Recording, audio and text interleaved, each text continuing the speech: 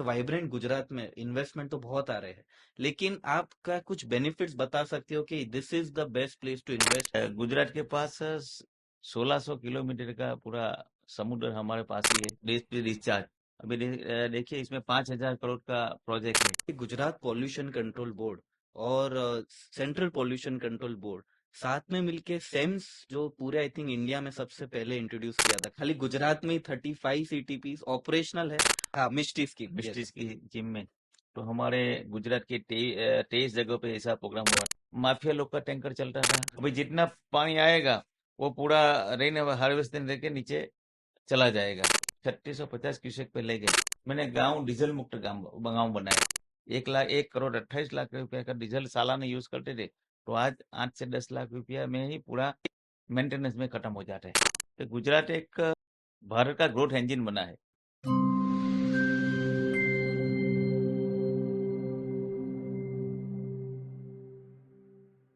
Welcome to the Enviro Live Show, the only show in India dedicated for environmental issues, laws, rules, latest sustainability, and all the topics related to environment. Today, the citizens of India would like to know पूरे देश में कैसे environment issues को हम resolve कर रहे हैं। और इसी तरह हमें ये पूरी प्रेरणा मिली है हमारे प्राइम मिनिस्टर श्री नरेंद्र मोदी जी के एक नए मिशन लाइफ के तहत। मिशन लाइफ एक ऐसा एक माहौल है, एक ऐसा एक उन्होंने कंसेप्ट चालू किया है जहाँ पे सिटीजन्स ऑफ इंडिया को और पूरे वर्ल्ड लेवल पे वो लोग एक मैसेज देना चाहते हैं कि एवरीडे ह्यूमन लाइफ को कैसे मोर इको फ्रेंडली, कैसे मोर सस्टेनेबल जी सके। हमारे एंशंट लाइफ, हमारे पुराने ज़माने में, पुराने हमारे कल्चर के अंदर, इंडियन लाइफ के अंदर रिसोर्सेज जो हमारे नेचुरल रिसोर्सेज है उसको सस्टेनेबली यूज करना सिखाता है। तो यही मैसेज हमें वापस हम एक रिवाइव कर रहे हैं ये कंसेप्ट। और इसी मैसेज को स्प्रेड करने के लिए आज हमारे साथ है श्री मुकेश भाई पटेल जो गुजरात राज्य के एनवायरमेंट मिनिस्टर है। हेलो सर, नमस्कार, welcome to the show. Sir, कैसा लग रहा है सर आपको आज यहाँ पे आते हो स्पेशली एनवायरमेंट के इश्यूज के डिस्कस करने के लिए? कैसा लग रहा है सर? बहुत अच्छा लग रहा है, क्योंकि पूरा देश एनवायरनमेंट के बारे में जब सोचता है तो आपके बात करने का एक मौका मिला, और वो भी एनवायरनमेंट के ऊपर, तो हमको खूब ज़्यादा अच्छा लगता सर, ओवरऑल ये मिशन लाइफ जो श्री नरेंद्र मोदी जी का ये जो इनिशिएटिव है, तो क्या लगता है कि ओवरऑल मैसेज आप और अपने गुजरात स्टेट के सिटीजन्स और पूरे इंडिया में ये मैसेज का कैसे लोग ले रहे हैं? है। पहले तो मैं हमारे प्रधानमंत्री जी को धन्यवाद देना चाहता हूँ कि एशिया में पहली बार जो किसी ने क्लाइमेट डिपार्टमेंट चालू किए, तो हमारे तत्काल मुख्यमंत्री और आज के देश के वड़ा प्रधान नरेंद्र भाई मोदी जी ने शुरुआत की। जब यहाँ गुजरात के मुख्यमंत्री थे तब 2009 के अंदर उन्होंने क्लाइमेट चेंज डिपार्टमेंट गुजरात से चालू किया, और वो पूरा एशिया में एक पहला स्टेट ऐसा गुजरात स्टेट बना कि वहां से शुरुआत क्लाइमेट चेंज डिपार्टमेंट की हुई। और आप जो क्लाइमेट चेंज की बात कर रहे हैं, उसके बाद जब नरेंद्र भाई मोदी जी ने ग्लासगो के अंदर जब समिट किया था, तो उसमें भी उसका जिक्र हुआ था। उसके बाद हमारा स्टेच्यू ऑफ यूनिटी, जो हमारा पूरे वर्ल्ड में ये हमारा स्टेच्यू ऑफ यूनिटी जो फेमस है, तो वहाँ पे भी मिशन लाइफ की शुरुआत वहाँ से देश के प्रधानमंत्री जी ने की। और आज जो हमारे प्रधानमंत्री जी ने जो शुरुआत की, इसके इसमें पूरे दुनिया उसके साथ जुड़ गई है आज। Correct sir. सर, पहले से ही Gujarat state is always has proven to be a model state. पूरे इंडिया में गुजरात पहले से ही इतना आगे रहा है। कोई भी नए रूल्स आते हैं एनवायरनमेंट के तो हमेशा से गुजरात आगे रहा है। तो उसको क्या ऐसे तो रूल्स रेगुलेशंस है, कौन से डिपार्टमेंट्स ऐसे है जो हमेशा से ही गुजरात को एक बाकी स्टेट से आई थिंक थोड़ा आगे दिखाता है? जब हमारे प्रधानमंत्री जब यहाँ के मुख्यमंत्री थे, तब सब लोगों ने देखा आज से 20 साल पहले वाइब्रेंट गुजरात की शुरुआत भी ये मोदी जी ने गुजरात से की। बिल्कुल। और आज देख रहे 20 साल हो गए और आज पूरा देश विदेश से कितनी कंपनी के लोग आज आज यहाँ पे अपना वाइब्रेंट में भाग ले रहे हैं। अभी 2023 तेईस के अंदर भी अभी 10 11 12 को जब वाइब्रेंट होने वाला है तभी पूरा देश से और दुनिया से लोग यहाँ पे गुजरात में आने वाले हैं। तो गुजरात एक भारत का ग्रोथ इंजन बना है। ग्रोथ इंजन इसलिए बना है कि जो शुरुआत होती है तो ये गुजरात से होती है। आप जब देख रहे हैं कि देश के प्रधानमंत्री जी जब यहाँ के गुजरात के मुख्यमंत्री थे तब पहली बार भारत के अंदर रिन्यूएबल सोलर लाने वाले ये हम लोगों ने प्रधानमंत्री जी उन्होंने जब यहाँ पे शुरुआत की तब आज पूरे हमारा गुजरात के अंदर रूफटॉप सोलर के अंदर आज गुजरात नंबर 1 है। और बहुत सारे पोटेंशियल है गुजरात के अंदर और गुजरात के अंदर इतनी ताकत भी है कि जो गुजरात जो करेगा वो पूरी दुनिया उसको बिल्कुल, बिल्कुल, पूरा देश और पूरी दुनिया फॉलो कर रही है। आपने सोलार की बात की तो रिन्यूएबल एनर्जी में गुजरात ने बहुत काम किया है। तो उसके बारे में कुछ आप कुछ बताना चाहते हो? हमारे प्रधानमंत्री जी ने 2017 में नेट जीरो की बात की। तो इसमें भी हमारे गुजरात में गुजरात लीड मॉडल लेने वाले करेक्ट। इसलिए कि 2030 तक जो गुजरात पूरी जितनी बिजली यूज करते हैं उसमें से 50% बिजली हम लोग रिन्यूएबल सोलर से लाएंगे और रिन्यूएबल सोलर से उत्पन्न करेंगे। और आने वाले दिनों के अंदर आप देश के प्रधानमंत्री ने जो बोला 1 नेशन 1 ग्रिड हाँ, तो उसके अंदर आप देखने के लिए जाएंगे तो हमारे पास इतना पोटेंशियल है कि हम लोग पूरा देश को बिजली हम लोग यहाँ से ओहो! दे पूरे सकेंगे। पूरे देश की बिजली मुझे लगता है गुजरात से ही जाएगी अभी। और बात रही नरेंद्र भाई मोदी जी की जब G20 की यहाँ भारत में G20 का शुरुआत हुई तो हमारे बार पहली बार गुजरात के अंदर G20 का जो समिट हुआ इसमें भी क्लाइमेट चेंज पे भी जो विषय की चर्चा हमारे गुजरात में ही हुई। तो हमारे लिए एक सौभाग्य की बात है कि क्लाइमेट चेंज डिपार्टमेंट की चर्चा भी हमारे यहाँ हुई है। हाँ। तो ये हमारे लिए एक गर्व की बात है। सर ये मैंने सुना है कि गुजरात पॉल्यूशन कंट्रोल बोर्ड और सेंट्रल पॉल्यूशन कंट्रोल बोर्ड साथ में मिलके सेम्स जो पूरे आई थिंक इंडिया में सबसे पहले इंट्रोड्यूस किया था कंटिन्यूअस एमिशन मॉनिटरिंग सिस्टम उसमें भी गुजरात नंबर 1 था और वो स्कीम थोड़ा सारे दर्शकों को थोड़ा देखना है आप थोड़ा बताइए सर उसके बारे में ये पॉल्यूशन एमिशन की जो स्कीम आई और पहले इम्प्लीमेंट गुजरात ने तो किया और गुजरात में भी सूरत ने पहली बार किया। ओहो हो और हम लोग देख रहे थे इसमें भी हम लोगों ने सारा बदलाव लाए हैं। हम्म और अभी जो गुजरात के प्रमुख जो शहर है हम्म अहमदाबाद है राजकोट है बड़ौदा है तो उसमें भी हम लोग ये शुरुआत करने वाले हैं। अच्छा और मैं बताने के लिए जाऊंगा कि पूरा जो देश के अंदर CETP प्लांट है ना हम्म उससे ज्यादा हमारे गुजरात के अंदर CETP प्लांट है। तो उसमें भी सूरत में ज्यादा है वो नंबर 1 है। हाँ हाँ तो हम लोग ये इसके ऊपर जो पॉल्यूशन के ऊपर हम लोग बहुत सारा हम लोग का फोकस कर रहे हैं। हाँ और सर मैं कल ही इसका थोड़ा ये इंटरव्यू के थोड़ा रिसर्च कर रहा था तो मुझे आश्चर्य हुआ जानने से कि टोटल 35 सीटीपीज है पूरे खाली गुजरात में ही 35 सीटीपीज ऑपरेशनल है और उसमें से हाइड्रोलिक कैपेसिटी की मैं बात करूँ तो कुछ 750 एमएलडी तो सही में बहुत बड़ी एक अमाउंट है तो आप सीटीपी की पर्सनली हमने सुना है कि आप विजिट भी करने जाते हो फ्रीक्वेंटली रैंडमली एक इंस्पेक्शन आप खुद एज अ मिनिस्टर हो कि आप खुद एक इंस्पेक्शन करते हो मैं तो पहले मिनिस्टर हूँ लेकिन मेरे मेरे अंदर जानने की जिज्ञासा ज्यादा है कि मैं जो चीजें उसको अंदर डीप में जाके उसको कैसे चलता है क्या करते हैं कौन सी प्रोसेस होती है अंदर। तो इसलिए मैं अहमदाबाद में भी से 3 4 CETP का मुलाकात लिया सूरत में भी लिया। लास्ट टाइम में जब वाइबंड वापी का प्रोग्राम था वाइबंड वलसाड का हम्म तब मैं वलसाड के अंदर में गया था वहां पे वापी में खुद वापी इंडस्ट्रियल एसोसिएट वो एक सीईटीपी चला रहे हैं।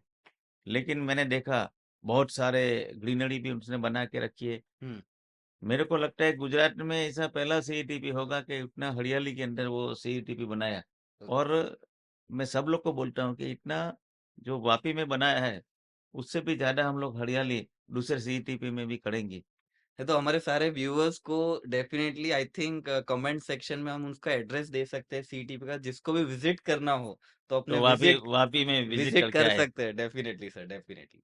सर, अभी अब समझो वाटर पॉल्यूशन की बात कर रहे हैं तो इंडस्ट्रीज में हाईएस्ट इंडस्ट्रीज शायद पूरे इंडिया में Gujarat always the forefront player. Sir, waste water बहुत बार ऐसे भी न्यूज में सुना है कि कोई illegal dumping of waste water, कोई टैंकर खाली करता है, बहुत बार कोई फायर हैजार्ड इंडस्ट्री में आता है, तो प्रोज एंड कॉन्स भी रहते हैं। तो उसको कैसे गुजरात सरकार कैसे टैकल करती? देखो हम लोगों ने जो लोग ऐसी गलती करते हैं, आगे 5-6 साल पहले सूरत में भी ऐसा हाँ। एक हादसा हो गया था। लेकिन हम लोगों ने जो लोग खाली करते हैं, तो मैं ऐसे लोगों को कभी मैं छोड़ूँगा नहीं। अच्छा। और मेरे डिपार्टमेंट भी उसके ऊपर पूरी वॉच रखते हैं। अच्छा। जो भी ऐसे गलत काम करके वो जैसे हैजार्डस ऐसे हैजार्डस। खुले में छोड़ के जाएगा, हाँ। उसको हम लोग कभी बख्शने वाले नहीं हैं। Very good. उसके ऊपर उल्टा कड़क हाथ से हम लोग पगला लेंगे। I am sure sir, Gujarat इतना स्ट्रिक्ट रहा है तो ऐसे स्ट्रिक्ट स्टेप्स लेते ही है सरकार और तुरंत उसका एक्शन होता है। और हमारे पास तो सब उसके लिए हमारे हमारे मुख्यमंत्री जी ने, हमारे प्रदेश अध्यक्ष जी ने जो साथ में मिलके सूरत में पहले डीप सी योजना बनाई। हाँ, deep sea discharge. Deep sea discharge. अभी देखिए इसमें 5,000 करोड़ का प्रोजेक्ट है। हाँ। और गुजरात में ये पहला सूरत है कि डीप सी प्रोजेक्ट करने वाले पहले सूरत होंगे। और उसमें भी सारी इंडस्ट्रीज वाले लोग उसमें 20% शेयर करने वाले हैं। हम्म। 80% हमारी गवर्नमेंट देगी। तो ये पहला ऐसा प्रोजेक्ट होगा। नहीं सर, हमेशा गुजरात एक यही तो खास बात है गुजरात की, जहाँ पे इंडस्ट्रीज और ब्यूरोक्रेट्स, मिनिस्टर्स और सिटीजन्स, नॉर्मल लोग सारे मिलके इसका सॉल्यूशन निकालते। जो डीप सी डिस्चार्ज प्रोजेक्ट की आप बात करें वो वाकई में बहुत ही अच्छा है, क्योंकि कुछ कुछ पैरामीटर्स जो कोस्टल लाइन का हमारा एडवांटेज अभी तक हमने इतने सालों से नहीं लिया, may be this is the right time जो कोस्टल जोन में आप डीप सी डिस्चार्ज करके उसका एडवांटेज ले सकते हैं, जो बाकी कंट्रीज ऑलरेडी आई थिंक ले रहे हैं। तो ये एक वाकई में अपने पूरे देश में फायदा होगा। एंड बाकी स्टेट में भी मुझे लगता है अभी आपसे लोग पूछेंगे कि और क्या क्या करना चाहिए, क्योंकि वो बाकी स्टेट को भी अभी आगे बढ़ने का मौका मुझे लगता है चाहिए। हमारे गुजरात के पास 1600 किलोमीटर का पूरा समुद्र हमारे पास ही है। हाँ। और जितने जितने सारे इंडस्ट्रीज लगी है, हम्म। वो भी समुद्र के तट के नज़दीक ही लगी है। हाँ। तो जो हमारा 1600 किलोमीटर का जो समुद्र है, हाँ। तो उसका भी बेनिफिट आप ले रहे गुजरात में मिलेगा। और हो। सारे इंडस्ट्रीज वालों को भी बिल्कुल। मिल सकता है। बिल्कुल। सर, उसकी कोस्टल लाइन की बात करें तो एक एनजीटी, आजकल जो नेशनल ग्रीन ट्रिब्यूनल है, वो बहुत ही स्ट्रिक्ट रहा है when it comes to mangrove forest. तो मैंग्रोव फॉरेस्ट में आपका सर क्या स्टेप्स लिए हैं गुजरात गवर्नमेंट ने मैंग्रोव फॉरेस्ट का कवर इंक्रीज करने के लिए? मैं प्रधानमंत्री मोदी साहब को मैं अभिनंदन देना चाहता हूँ। तो मिर्ची प्रोग्राम जब किया, हाँ, मिष्टी स्कीम, मिस्ट्री यस। की जिम में, तो हमारे गुजरात के 23 जगहों पे ऐसा प्रोग्राम हुआ था। मैं भी एक प्रोग्राम में गया था। अच्छा। सारे मिनिस्टर लोग गए थे। लेकिन साहब ने जो उसका फोकस था कि जो आज देखे समुद्र बस्ती के नज़दीक आ रहे हैं, करेक्ट। तो उसको रोकने के लिए हाँ। वो मैंग्रोव्स का ज़्यादा से ज़्यादा प्लांटेशन हो, हम्म। वो हम लोग कर रहे हैं। और मैं तो सब लोग को बोलता हूँ कि अभी देखो कि क्लाइमेट चेंज में अभी कोई ठिकाना नहीं है। कब कौन-सा एटमॉस्फियर चेंज हो जाता है, किसी को पता नहीं। समुद्र से कभी भी सुनामी आती है, तो वो सब रोकने के लिए मैंग्रोव्स अपने लिए ज़रूरी है। और आज देख देख रहे हैं कि जितना कार्बन ऑक्साइड बाहर निकलते हैं, तो वो ऑब्ज़र्व करने में पर लेने के लिए भी वो मैंग्रोव्स ज़रूरी है। हाँ। तो हमारे प्रधानमंत्री जी ने शुरुआत की, तो हम लोगों ने इनिशिएटिव लिया। हाँ। हमारे पूरे हम लोग जितने हमारे कोस्टल एरिया के जिले हैं, उसका जो कलेक्टर के पास से हम लोगों ने लैंड का पूरा रिकॉर्ड निकाला। अच्छा, मेरे फॉरेस्ट डिपार्टमेंट के पास भी रिकॉर्ड निकाला अच्छा। और जितनी सारी इंडस्ट्रीज है हाँ, उसको हम लोगों ने बुलाया। हम ओके। लोगों ने वापी से शुरुआत की, वलसाड से शुरुआत की, हम लोगों ने भरूच से, सूरत से, ओलपाड़ से शुरुआत की कि जो इंडस्ट्रीज है उसको जो सीएसआर है तो हुँ, हम लोग उसको एक एक एरिया देने वाला है। वो ओके। एरिया दे के उन लोगों को वहाँ पे प्लांटेशन वो करेंगे। उसका प्लांटेशन भी वही गांव के लोगों के पास कराएंगे अच्छा। कि जिससे गांव के लोगों को रोजी रोटी भी मिलेगी ओह वाओ! और वो प्लांटेशन के ऊपर देख रेख भी वो लोग रख सकते हैं। और हम लोगों ने ऐसे शुरुआत की। तो जितने भी लोग मेरे पास जब दूसरी छोटी कंपनी हमारे एफसीआई का हुँ, परमिशन लेने के लिए मेरे पास आती है, हुँ। तो मैं जब परमिशन देता हूँ तो उसको 50 हेक्टर 100 हेक्टर मैंग्रोव्स को लगाने का, उसको मेंटेन करके उसको बड़ा करके करने की जिम्मेदारी के साथ ही मैं परमिशन देता हूँ। सर ये अर्बन ग्रीन स्पेस की कुछ बात करें क्योंकि आपने मैंग्रोव फॉरेस्ट में इतना काम किया है तो जो आपने अभी रिसेंटली कार्बन क्रेडिट्स जो अभी सेंट्रल में स्कीम नहीं लॉन्च हुई है carbon credits then green credits की बात हुई है तो इंडस्ट्रीज को क्योंकि वाइब्रेंट गुजरात भी अभी आ रहा है तो वाइब्रेंट गुजरात में इंडस्ट्रीज को भी बाहर की इंडस्ट्री को इन्वेस्टमेंट करना रहता है तो कैसे ये कार्बन क्रेडिट और ग्रीन क्रेडिट इंडस्ट्रियलिस्ट को फायदा दिलवाएगा आपके हिसाब से। देखो, ये नेट ज़ीरो की अभी जो बात रही है, कार्बन क्रेडिट अभी वो जैसे शेयर का ट्रेडिंग है वैसा पूरा ट्रेडिंग होने वाला है ओके। और उसका एक्शन मार्केट भी दुबई के अंदर बन चुका है और हमारे सेंट्रल में से भी उसकी पॉलिसी बन गई है। हम्म। तो इसमें तो बहुत सारी आप वाटर क्रेडिट भी ले सकते हैं। आप हम लोग ग्रीन क्रेडिट भी ले सकते हैं और आप देखें कि हम लोग जो रूफटॉप सोलर लगाए उसमें भी क्रेडिट मिल सकती है। तो आज जब मोदी साहब ने जो बताया कि आज समझ लो कि भाई लोगों को उसकी जो हम आमदनी है वो दुगनी कैसी होगी। तो हाँ। आज मैं एक एग्जांपल देता हूँ कि आज मैंने मेरे घर पे रूफटॉप सोलर लगाया। तो बिल्कुल। रूफटॉप सोलर लगाया हाँ। मैंने भाई 5 के का लगा 10 के का लगा ऐसा लगाया। तो इसमें जब अभी कार्बन क्रेडिट की बात होगी वो चालू होगा तो जिसने जो रूफटॉप सोलर लगाया उसका एक नई आमदनी चालू हो जाएगी। बिल्कुल बिल्कुल। वो जिनके करके तो उसका भी जो होगा हम्म। वो यूनिट भी बेचेगा बाहर तो हम्म। उसको पैसा मिलेगा, क्रेडिट हाँ। बेचेगा उसका मिलेगा। और हमारे जो फार्मर की बात कर रहे हैं साहब, फार्मर की जो आमदनी कैसे बढ़ेगी। तो आज हम लोग देख रहे हैं कि जो आज बारिश होती है तो पानी सब समुद्र के अंदर चला जाता है। हम्म। तो हम लोगों ने किया क्या, पहली बार मैंने तो मेरे कॉन्स्टिट्यूंसी में एक प्रयोग किया है। वो मेरी जो अभी एमएलए की जो ग्रांट आती है हम्म। तो मैंने 78 ऐसा गांव आइडेंटिफाई किया और ओहो। वहां पे जो वहाँ ज्यादा से ज्यादा पानी पड़ता है तो वहां मैंने रेन हार्वेस्टिंग के लिए मैंने पूरा आयोजन किया और बन भी गया। अभी जितना पानी आएगा वो पूरा रेन हार्वेस्टिंग लेके नीचे चला जाएगा ओके। और उसके अंदर भी हम लोग जितना जाएगा वहाँ मीटर लगेगा वो जब उसकी भी वाटर क्रेडिट भी मिलेगी ओके। और तो गांव पंचायत को एक आवक उसको भी भी ग्राम पंचायत को भी रिवेन्यू एक रेवेन्यू उसको जनरेट होगी। तो तो वो हम वाकई में लोगों आई ने थिंक ये गुजराती का एक आई थिंक ये कहावत है कि भले ही कोई नया रूल्स क्रेडिट कार्बन निकले उससे पहले यहाँ पे बिजनेस का चालू हो जाता है ना एंड ये बिजनेस से वाकई में एक सस्टेनेबिलिटी भी बढ़ रही है एनवायरमेंट फ्रेंडली हो रहा है और फार्मर्स से लेके जो आपने बताया सबको ही बहुत विन विन सिचुएशन है इंडस्ट्रियलिस्ट को भी फायदा हो रहा है सर इंडस्ट्रियलिस्ट की फायदे की थोड़ी और बात करें तो सीईटीपीज में आपने बोला तो ये कॉमन एफ्लुएंट ट्रीटमेंट प्लांट्स जब लगते हैं या फिर कुछ वेस्ट मैनेजमेंट के कॉमन इंफ्रास्ट्रक्चर पे जब कोई प्रोजेक्ट आता है तो गुजरात सरकार कोई स्कीम है कुछ कोई सब्सिडी है तो वो भी हमने सुना है कुछ 40% सब्सिडी स्टेट गवर्नमेंट दे रहा है। हम लोग अभी तो अब देखे कि हमारे बड़े बड़े सिटी से हम्म। जामनगर में भी वेस्ट मैनेजमेंट का वो चालू किया है। हम्म। अहमदाबाद में भी चालू किया, सूरत में भी हम लोग चालू किए हैं। तो जितना जरा वेस्ट डाटा है उसको सेग्रीगेशन करके जितना यूज आएगा उसमें से बिजली भी बनाएंगे।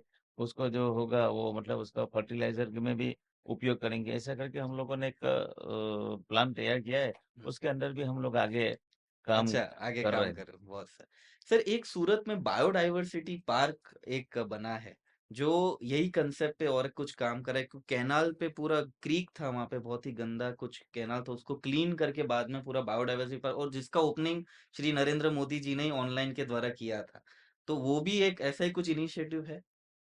हाँ, इसमें भी हम लोग जो साहब ने जो किया उसके ऊपर अंदर भी हमारा काम चल रहा है, और आने वाले दिनों में वो भी एक हमारे लिए नया एक नजराना बन जाएगा। सर, एक नल से जल योजना, उसको उसके बारे में कुछ सर आप बताइए।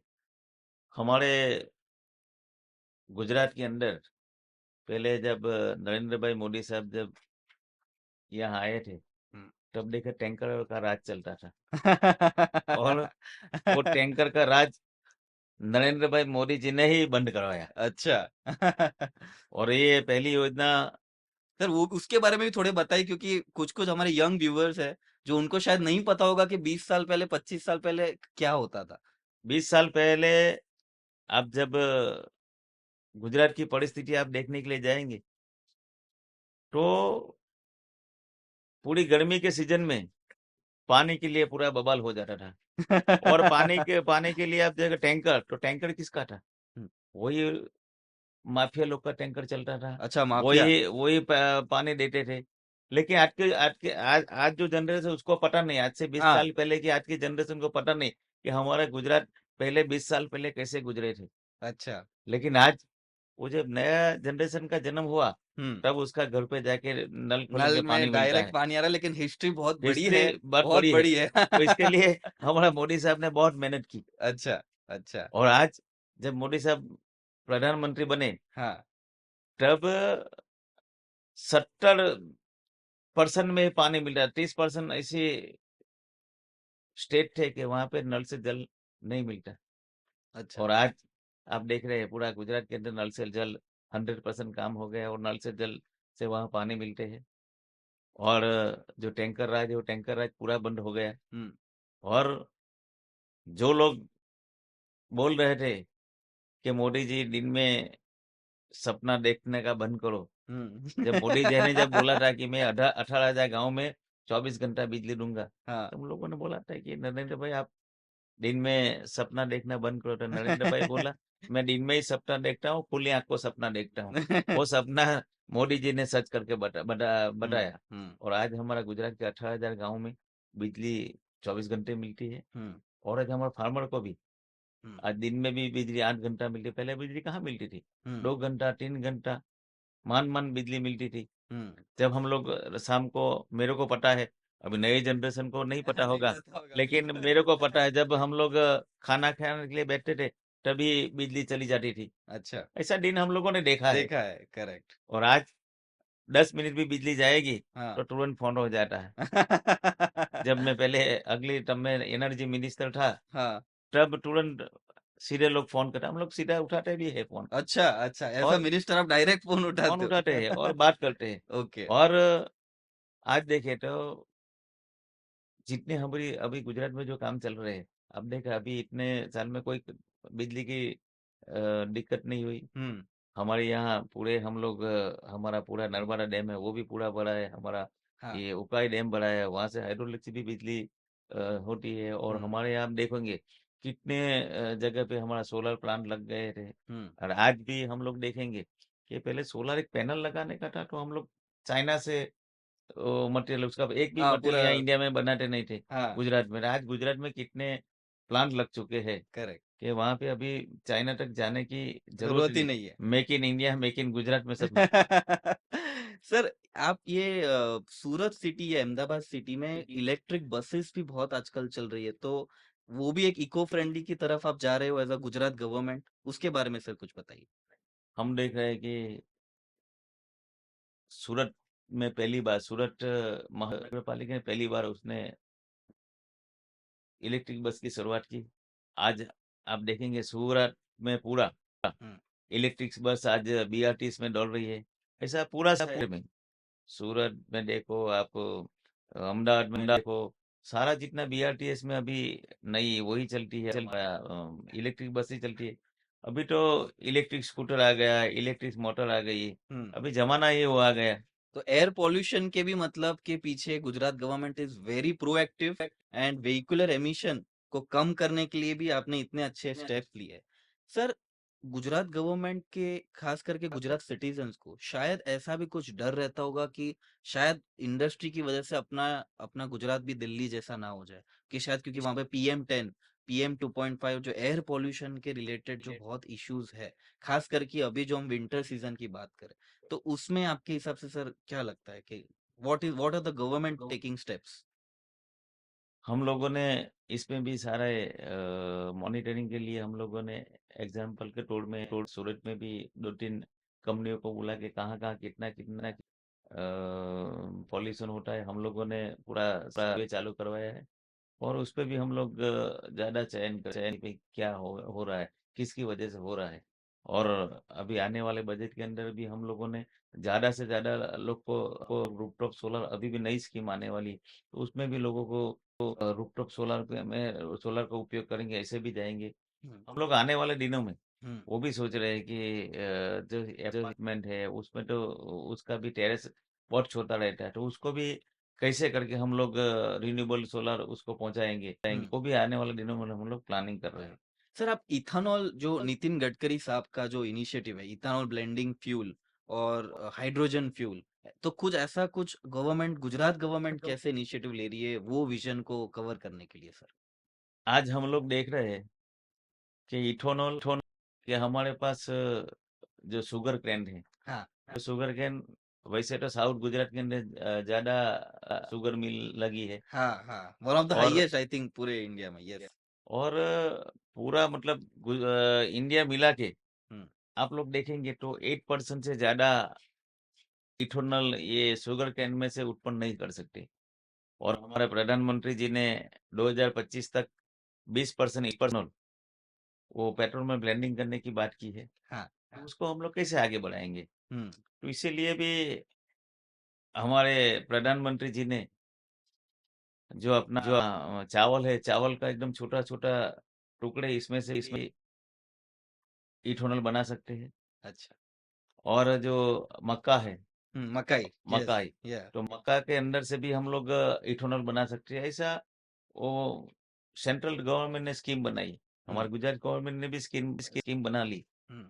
और उसके 2 फ़ायदा होगा। हम्म। जो अभी जो हमारे यहाँ जो चावल की खेती कर रहे हैं, तो उसके जो मतलब वेस्ट जो चावल है, वो सीधा कंपनी वाला परचेज़ करेंगे। हम्म। और हमारे पास जो मक्का है, तो मक्का हम लोग तो दाहोद, गोधरा ऐसे आदिवासी एरिया में मक्का बनाते थे।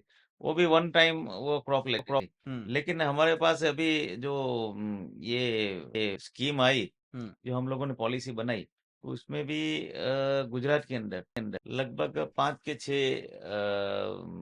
इसमें से मक्का और चावल में से इथेनॉल बनाने का प्लान उनका काम चालू होगा।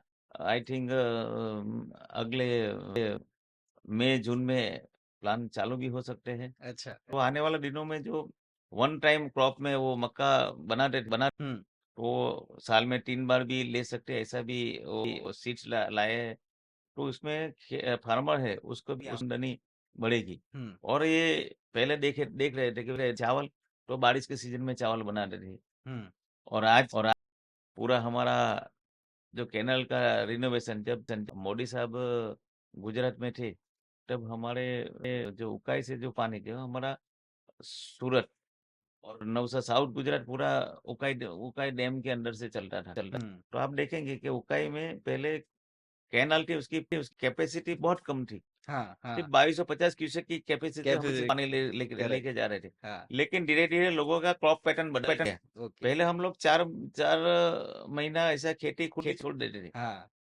और अभी पूरा 12 महीना हम लोग कुछ ना कुछ फार्मिंग करते रहते हैं। करेक्ट। और उसके वजह से उनको पानी की दिक्कत पड़ने लगी। हम्म। तो हम लोगों ने जब मोदी साहब यहाँ पे मुख्यमंत्री थे, तब मैं भी नए-नए एमएलए था। अच्छा। तब साहब को हम लोगों ने रजूआत की थी। तो अच्छा। साहब ने 1500 करोड़ रुपया वो कैनाल के लिए 10 साल में ऐसा बनाओ, हम्म। उसका कैपेसिटी बढ़ाओ।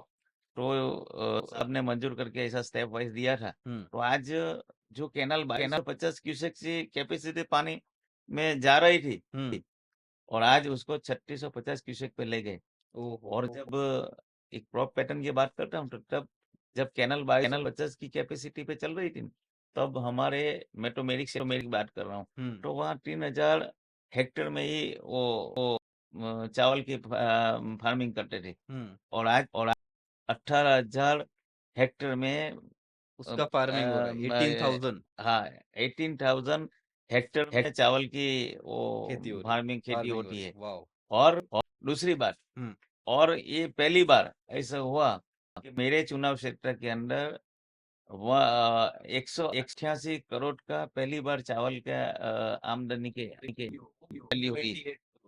तो मतलब बहुत फार्मर अच्छी को एक बात। फायदा होगा, अपना मोदी सर साहब का सर विजन। मैं आपको एक अपने ये एफर्ट्स में बिल्कुल अप्रिशिएट करूंगा कि आप एनवायरनमेंट को तो अच्छा कर ही रहे हो, लेकिन इंडस्ट्रियलिस्ट का फायदा भी हो रहा है, और फार्मर्स का जो सबसे हमारी जो बैकबोन है पूरे कंट्री का, तो उनको लेके आप चल रहे हो और उनके भी इतनी फायदे की बात कर रहे हो। तो सर वाकई में आपके विजन को sir salute. Thank you. Sir अभी कुछ आखिरी सवाल मैं आपको पूछना चाहता हूँ कि ओवरऑल इंडस्ट्रीज नॉर्मल सिटीजन्स को जानना है कि Gujarat government how environment friendly आने वाले सालों में रहेगा, and investment point of view कोई भी इंडस्ट्रियलिस्ट सर आज कोई इन्वेस्टमेंट करता है 50 ईयर 500 ईयर कोई भी अमाउंट का, तो वो पहले देखेगा कि आज मुझे वाटर इलेक्ट्रिसिटी मुझे पॉलिसी से लेके क्या एज अ वाइब्रेंट गुजरात में इन्वेस्टमेंट तो बहुत आ रहे हैं, लेकिन आपका कुछ बेनिफिट्स बता सकते हो कि this is the best place to invest, beat any part of पूरे वर्ल्ड में कोई भी हो, लेकिन गुजरात में ही क्यों करे? क्योंकि मैंने देखा है कि जापान से भी आपका कुछ एमओयू हुआ है, एंड सस्टेनेबिलिटी में जापान से लेके बाकी कंट्रीज दुबई भी गुजरात एक फोकस बहुत पहले दिन से गुजरात फोकस ज्यादा रहा है, तो बाकी इन्वेस्टमेंट अपॉर्चुनिटीज भी मिले, तो सर अपने व्यूअर्स को आप प्लीज बताइए कि why Gujarat is the best place. थोड़ा सा मैं अगले साल अगले ही हमारे प्रधानमंत्री जी भरूच में आए थे अच्छा। और बल्क ड्रग पार्क का उन्होंने bulk drug park, bulk yes drug bulk drug park, park, yes. वो पार्क में आप जो बोल रहे हैं ना, वही बात है। अच्छा। जो इन्वेस्ट डालना चाहेंगे हाँ। उसके लिए पूरी सीटीपी से लेके पूरी सुविधाएं हम्म। वही गवर्नमेंट इसे प्रोवाइड करके देगी। अच्छा। और इसकी वजह से कोई पॉल्यूशन होगा नहीं। हम्म। और इंडस्ट्री को वो ऑफिस में जाने की जरूरत नहीं है। हम्म। तो वो वहीं से होगा। ऐसा बल्क ड्रग्स में हो रहा है। हम्म। अब देखो साइका में जब हम लोगों ने जीआईडीसी बनाई, उसमें भी पूरा सीईटीपी करके दिया। हाँ। अभी जितना नया इंफ्रास्ट्रक्चर गुजरात में बनने वाला है, हाँ। तो उसमें पूरा सुविधा के साथ ही हम सब। लोग करेंगे। अच्छा। और जितने लोग अभी इंडस्ट्रियल पार्क बना रहे हैं, हम्म। वो सेंट्रल से भी उसको सब्सिडी मिलती है। हम्म। तो जितना जो पार्क बन रहे हैं इंडस्ट्रियल को, उसके अंदर अंदर भी कंपलसरी सीटीपी के साथ ही हम्म। वो अपना जो ग्राहक मतलब है एक उसको पूरा बेचे। पूरा एक पूरा थाली बना के आप दे रहे हो, जिसमें सीईटीपी से लेके सारे एनवायरमेंट तभी हम लोग इंफ्रास्ट्रक्चर। मंजूरी देंगे, वो सही वो अच्छा, बाकी नहीं तभी आप देंगे। परमिशन दोगे, नहीं तो परमिशन दोगे देंगे। भी नहीं।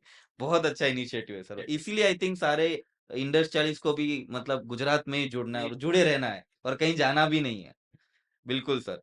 सर एक आखिरी सवाल आपको, ये ओवरऑल प्रोग्राम में सारे पूरे पूरे भारत के सिटीजन्स और पूरे वर्ल्ड में आप कुछ एनवायरमेंटली कुछ फ्रेंडली कुछ मैसेज देना चाहते हो हमारे व्यूअर्स को, कुछ भी एनवायरमेंट पॉइंट ऑफ व्यू अगर आपका कोई मैसेज है तो सर बताइए। देखो मैं सब लोग को मैसेज देना चाहता हूँ कि अपनी एनवायरनमेंट को बचाना है तो उसकी शुरुआत अपने घर से करें। अच्छा। घर से कि आज घर में अपने छोटे बच्चे हैं, हम्म। तो वहीं से अपनों को एक शुरुआत करनी है। हम्म। घर में वो पढ़ाई के लिए बैठे, हम्म। उसने पंखा चालू किया, लाइट चालू की, हम्म। जब उसकी पढ़ाई का टाइम होगी, वो पानी पीने के लिए के दूसरे रूम में जाएंगे, उसी टाइम उसको लाइट भी बंद कर देना चाहिए। हम्म। जब आएगा तो पंखा भी बंद भी करेक्ट करने सर। चाहिए। तो हम लोग ऐसा छोटे छोटे छोटे छोटे छोटे स्टेप्स जाएंगे लेने ने, चाहिए, आई थिंक यही तो मिशन तो लाइफ है, यही जो मिशन लाइफ है यही कंसेप्ट है सर का। तो वो छोटे छोटे जाएंगे, तो इसमें आप देखो कितना हम लोग बचत कर सकते हैं, हाँ। कितना हम लोग कोल का उपयोग कम कर सकते हैं। हाँ। आ जाएगा, जितना कोल आएगा उतना कार्बन ऑक्साइड बाहर निकलेगा। करेक्ट। तो उसकी वजह से पहले शुरुआत वहां से सो हमको। मिनिमलिस्टिक रहना चाहिए हर आदमी को, हमारा मिनिमम रिसोर्सेज यूज हमारा करने मोदी चाहिए। साहब ने सब लोग को बताया कि सब लोग अब एसी के बिना भी चलता नहीं। हम्म। साहब ने बताया कि भाई एसी रखो तो मिनिमम 24 पे रखिए आप। हाँ। तो आज पूरा मतलब देश ने कर लिया 24 पे एसी चला दे। हम्म। तो आज कंपनी वाला ने भी वही वही स्टैंडर्ड, हाँ। सर स्टैंडर्ड बना दिया। हाँ, तो आज कितनी बिजली की बचत होती है। बिल्कुल। तो ये बिजली की बचत होगी तो ऑटोमेटिकली ऑटोमेटिक पूरा देश आगे बढ़ेगा। यस, हो सकती है। यस, यस, तो यस। वो पहले से शुरुआत अपने कोई घर से ही वो करनी घर चाहिए। से ही करनी चाहिए। यस। और ज्यादा से ज्यादा लोग रिन्यूएबल सोलर जाए। हम्म। और वो रिन्यूएबल सोलर करने में आपको एक बात बताऊं, जब हाँ। मेरे पास एनर्जी डिपार्टमेंट था हम्म। तो मैंने एक छोटा सा गांव में प्रयोग किया था। हम्म। वो गांव हमारे समुद्र के किनारे का गांव है कि वहाँ कैनाल का पानी वहां पे पहुंचता नहीं था। हम्म। और वो जो खेत मतलब फार्मिंग कर रहे हैं तो ऐसा तालाब है, तालाब में से वो अपना डीजल इंजन है, वहां से वो पानी वो फार्मिंग कर रहे थे। हम्म। तो उसको एक सालाना आप देखना ले जाए तो 1 करोड़ 28 लाख रुपए का पूरा गांव डीजल में खर्चा करते थे। ओहो। तो हम लोगों ने क्या किया, ये गांव का एक बड़ा तालाब है, उसको सुजलाम सुफलाम योजना के अंदर पूरा उसको एक्सकेवेशन करके पूरा उसका कैपेसिटी बढ़ा दिया। अच्छा। हमारा जिला पंचायत की लिफ्ट इरिगेशन की स्कीम है। तो जितने सारे फार्मर्स है हम्म। उसके खेत के अंदर हम लोग लिफ्ट इरिगेशन की लाइन कर दी। हम्म। और लाइन होने के बाद मैंने, ये हमारी अडानी है, हमारे हाँ। मठ क्षेत्र में आई है। हाँ। तो उसका हम लोगों ने सीईओ को बोला हाँ। कि हम लोग को सीएसआर में कुछ मदद कीजिए। तो बोला अच्छा। क्या मदद, मेरे को हॉल नहीं क्या कुछ नहीं बनाना, मेरे को आप सोलर वाटर पंप लगा के दीजिए। तो ओके। मैंने वो तालाब पे उन लोगों ने 9 सोलर वाटर पंप लगा के दिया। हम्म। और उसके लगाने के बाद हमने जब इनोग्रेशन करने के लिए गए तब सब लोग को, फार्मिंग लोग को, जो डीजल इंजन है सब बंद कर दिया। अभी उससे सोलर पंप से वो कर रहे। तो मैंने गांव डीजल मुक्त गांव बनाया वाह। कि वहां पे कोई आदमी अभी डीजल नहीं यूज कर रही है। वो ये लगा दिया, परमानेंट सिस्टम लगा दिया और लिफ्ट इरिगेशन लगा दिया। जो मतलब वो डीजल में जो समय जाता था उससे 20% समय भी बचता है। और आज वो लोग डीजल मुक्त गांव हो गए। तो मैंने आज देखेंगे पूरा 1 करोड़ 28 लाख रुपया का डीजल सालाना यूज करते थे, तो आज 8 से 10 लाख रुपया में ही पूरा मेंटेनेंस में खत्म हो जाता है। बहुत अच्छा इनिशिएटिव है। तो ऐसा करना चाहिए सब लोगों को। बिल्कुल सर। सर डेफिनेटली ये नेशनल बुक ऑफ रिकॉर्ड्स या फिर कुछ उसके अंदर भी हम अप्लाई करना चाहिए, क्योंकि एक डीजल फ्री एक विलेज अगर कोई है तो हमारे देश के लिए बहुत अच्छी बात है। जो कोई डीजल के बिना पूरा इलेक्ट्रिक पे पूरा चल रहा है, सोलार के ऊपर पंप से सब चल रहा है, तो बहुत ही, और उसका कुछ वीडियोग्राफी या कुछ ऐसा क्या है बनना चाहिए। एंड डेफिनेटली हमारे व्यूअर्स को ये हम शेयर करेंगे। और सारे डिटेल्स जो आपने योजना डिफरेंट स्कीम्स के बारे में आज आपने बताया, तो वो भी आप हम एक आपको बार डिटेल वो में। गांव का भी एक बार विजिट ले लीजिए। आप बिल्कुल, बिल्कुल वो सर, आपको बिल्कुल वहाँ सारे बताएंगे। व्यूअर्स को वो विजिट एक बार करने। देखेंगे तो आपको भी वो भी बताएंगे तो आपको पता चलेगा, सब दर्शकों को बताएंगे। तो इसी तरह से एक एक मॉडल मैसेज पूरे इंडिया में और पूरे वर्ल्ड लेवल में जाएगा, बहुत जाएगा। पॉजिटिव मैसेज जाएगा sir. Definitely sir, thank you so much sir. आज आपने इतना सारा डिटेल में आपने हमारे साथ इतने सारे स्कीम्स, इतने सारे योजना के बारे में डिस्कस किया, और ये अच्छा एक मैसेज दिया जो पूरे देश भर में आई थिंक एक पॉजिटिविटी का माहौल बना रहेगा sir. Thank you so much sir. Thank you so much. Thank you.